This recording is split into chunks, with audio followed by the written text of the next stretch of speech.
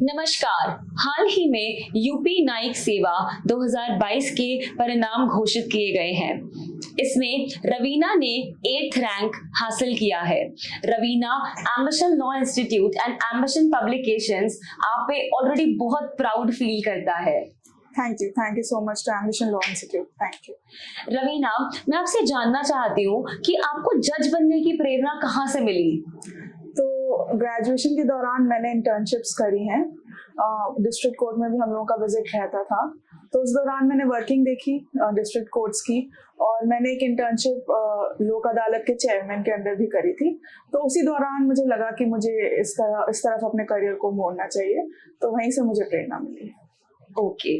रवीना, आप हमें अपने बारे में कुछ बताएं। आपने अपनी 10th 12th अपनी ग्रेजुएशन कहाँ से की है? हाँ, तो मेरी सारी पढ़ाई अलीगढ़ से ही रही है। मैंने 10th किया, यहाँ एक कॉन्वेंट है बहुत ही renowned, our lady of Fatima higher secondary school, मैंने वहाँ से अपनी 10th की है। 12th मैंने एएमयू से करी है, +2 यहाँ पे है, ऑल गर्ल्स स्कूल है वो। और फिर मैंने फैकल्टी ऑफ लॉ में एडमिशन लिया था सन 2013 में, तो यही मेरी पूरी पढ़ाई रही है। ओके जी, दैट्स नाइस रवीना। तो रवीना, आप मुझे ये बताएं कि अब इस पेपर के पैटर्न में 3 स्टेजेस होती हैं, आपको पता ही है। तो जो मेंस की स्टेज है, इसमें बहुत सारे पेपर्स आते हैं, तो आपको कौन सा पेपर सबसे ज्यादा चैलेंजिंग लगा और आपने उस चीज को कैसे कोप अप किया? जी, तो मेरे हिसाब से मेरे लिए प्रोसीजरल लॉ थोड़ा सा टफ रहा शुरू से ही। टफ इन द सेंस कि मुझे उसकी अंडरस्टैंडिंग डेवलप करने में थोड़ा टाइम लगा, और इसलिए मैंने उस पर ज़्यादा ध्यान भी दिया। बाकी लॉज में मैं कंफर्टेबल थी, सब्सटैंटिव हो चाहे आपका आईपीसी का पेपर हो, तो वो मेरे लिए थोड़ा चैलेंजिंग था, बट वही है, प्रिपेयर करते करते उसमें भी आसानी हो गई। बट हाँ, एक प्रोसीजरल लॉ को मैं थोड़ा अपने हिसाब से टफ मानती हूँ। ओके। रवीना, जैसा कि सब जानते हैं कि फीमेल्स को बहुत सारी मुश्किलों का सामना करना पड़ता है अपने करियर में, तो आपने अपने इस जर्नी में कौन कौन सी आपकी मुश्किलें ऐसी आई? जी, मुश्किलें तो देखिए, मैं शुरू से ही पढ़ाई में की तरफ मेरा रुझान अच्छा रहा है। अपने कॉलेज में भी मैं डिस्टिंक्शन होल्डर रही हूँ, तो पढ़ाई को लेके, करियर को लेके घर से काफ़ी सपोर्ट रहा है बेसिकली।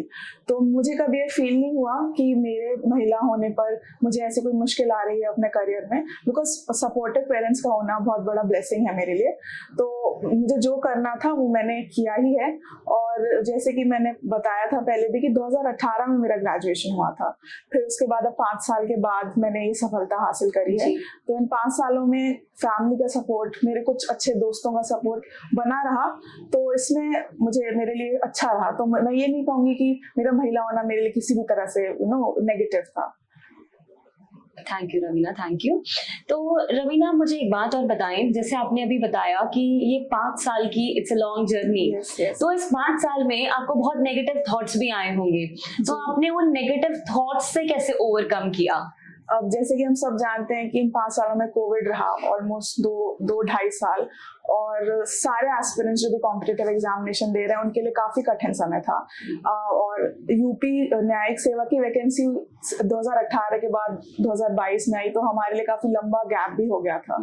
तो बस ये है कि खुद को मोटिवेट रखा, क्योंकि मैं घर पे रह के पढ़ाई करती थी, तो मेरे पास एक फैमिली सपोर्ट था। जब भी मुझे लगता था कुछ नेगेटिव फीलिंग्स आ रही हैं, तो अपने मम्मी पापा से बात कर लेना, दोस्तों को फोन मिला लेना, कुछ अपने आप को मोटिवेट करने के लिए। तो लोगों का साथ मुझे लगता है बहुत जरूरी होता है जब जर्नी इतनी लंबी हो, और आसपास आपके पॉजिटिव लोग हों तो बहुत ही अच्छा होता है। बिल्कुल रवीना, बिल्कुल, आई अग्री। रवीना, आप अपनी कोई स्ट्रैटेजी शेयर करना चाहेंगी कि आपने कैसे कैसे फॉलो अप किया चीजों को? जी, देखिए 3 स्टेजेस हैं, प्रीलिम्स, मेंस और इंटरव्यू, और हर स्टेज की अपनी अलग स्ट्रैटेजी है।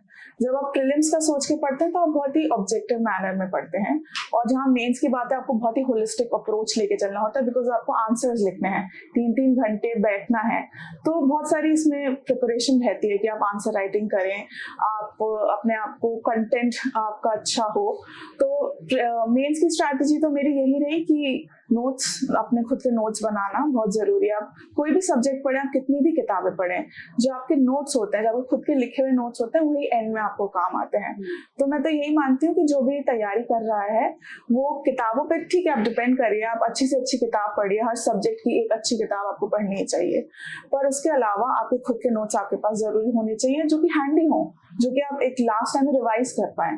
तो मेरे हिसाब से note making is very crucial in exam like this, because 3 दिन 6 घंटा 18 घंटे लिखना है, उन 3 दिनों के बीच में भी आपको रिवाइज करना है। तो I think that's very important. Raveena, आपने कौन सा स्टडी मटेरियल रेफर किया, आपने कैसे पढ़ाई की? कुछ तो हमारी देखिए बेसिक बुक्स ही हैं जो रही हैं आपके हर सब्जेक्ट की, जो हमारी बुक्स होती हैं। उसके अलावा बैरैक्स बहुत इंपॉर्टेंट है हमारे लिए, और एम्बिशन इंस्टीट्यूट की बैरैक्स भी अच्छी हैं, काफी कॉम्प्रिहेंसिव हैं, तो वो भी मैंने कुछ सब्जेक्ट्स के लिए, माइनर लॉस के लिए, इन सब के लिए मैंने रेफर किया।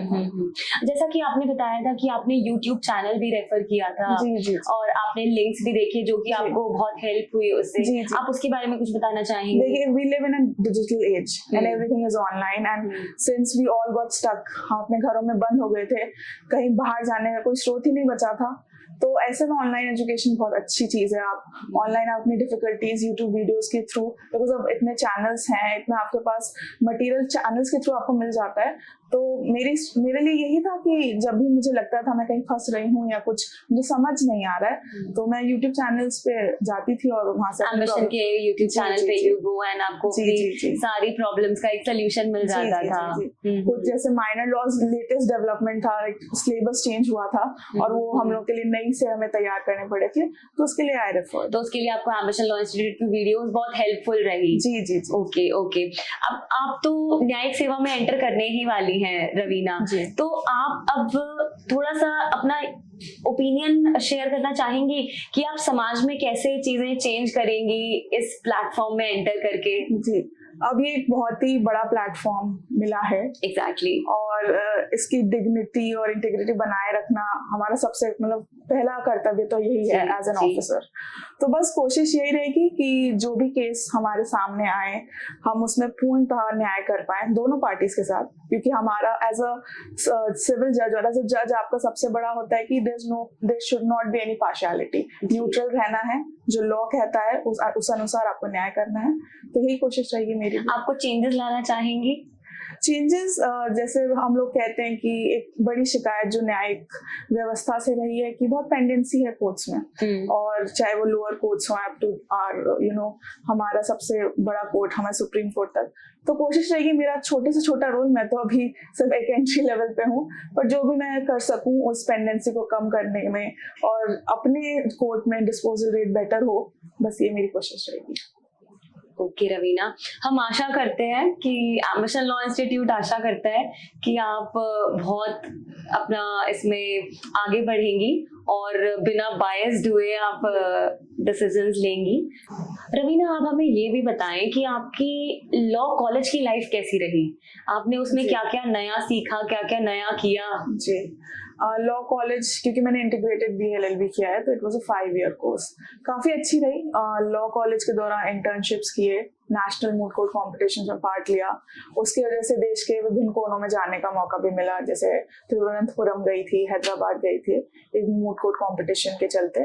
और वहाँ एक, क्योंकि moot court is like a mock court, actual court में कैसे होता है उस तरह से आप आर्ग्यू करते हैं, तो वो एक बहुत ही अच्छा एक्सपीरियंस मेरे लिए रहा। और मैं यही कहूँगी कि जब आप लॉ कॉलेज में हैं तो आप इन सब अनुभवों को जरूर अपने जीवन में लाएं। पढ़ाई तो करें ही, वो तो जरूरी है, बट उसके अलावा एक होलिस्टिक पर्सनालिटी अपनी जरूर डेवलप करें, वो आगे आपको जरूर काम आएगी। रवीना, वन लास्ट क्वेश्चन, कि आपका एम्बिशन के साथ मॉक इंटरव्यू का सफर कैसा रहा? हाँ, तो जैसे कि रिजल्ट आया था 1 अगस्त को, और उसके बाद यही था कि अब तो इंटरव्यू की तैयारी करनी है, समय कम है, और उसके लिए मैंने एम्बिशन में मॉक इंटरव्यू के लिए आई, और क्लासेस भी थी आप लोगों की, तो मैंने वो भी अटेंड करी। और डायरेक्टर सर तो एज यू नो बहुत अच्छा पढ़ाते ही हैं, और उन्होंने काफ़ी अच्छे से एक्सप्लेन किया कि मॉक्स में किस तरह के क्वेश्चन आ सकते हैं और आपको उन्हें कैसे डील करना चाहिए। और मेरा मॉक आप लोगों के साथ 11 तारीख में रहा, और अच्छा था, पैनल काफ़ी कॉर्डियल था, और उनके क्वेश्चन भी बहुत अच्छे थे, और जहाँ भी मैं थोड़ा फंसी तो उन्होंने काफ़ी कंफर्टेबल मुझे कराया। तो मेरा ओवरऑल एक्सपीरियंस काफ़ी अच्छा था मॉक इंटरव्यूज का। Okay, thank you so much Raveena, thank you Thank so much.